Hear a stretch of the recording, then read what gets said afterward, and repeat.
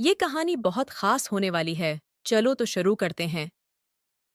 यहाँ वहाँ की ठोकरें खाता था। फिर मैंने ये वाला काम शुरू किया और काम चल पड़ा।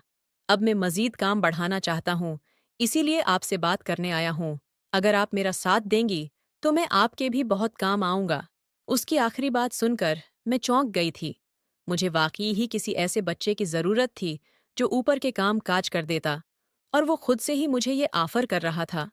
और फिर दूसरी बात ये थी है कि इसके साथ मामलात तय करने पर मुझे हर महीने माकूल रकम भी मिल जाती, जिससे मेरा गुजर बसर आसानी से हो जाता। मगर फिर साथ मुझे ये ख्याल भी आया कि अगर ये वक्त पर मुझे पैसे अदा ना कर सका, तो मेरे लिए मुश्किल हो जाएगी। खैर, वो 16 साल का था और मैं आसानी से उससे अपनी हर बात मनवा सकती थी। खैर, अपना फ़ायदा देखकर मैंने मामला पक्का किया, क्योंकि मैं भी अकेली थी।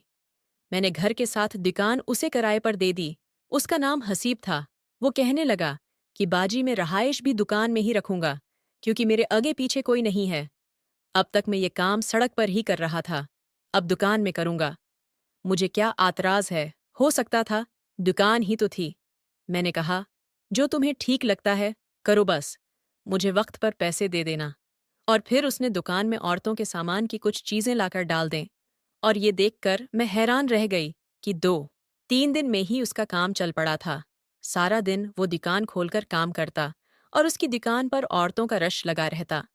रात के वक्त इसी दुकान में सो जाता। इतने उरसे से ये दुकान खाली पड़ी थी।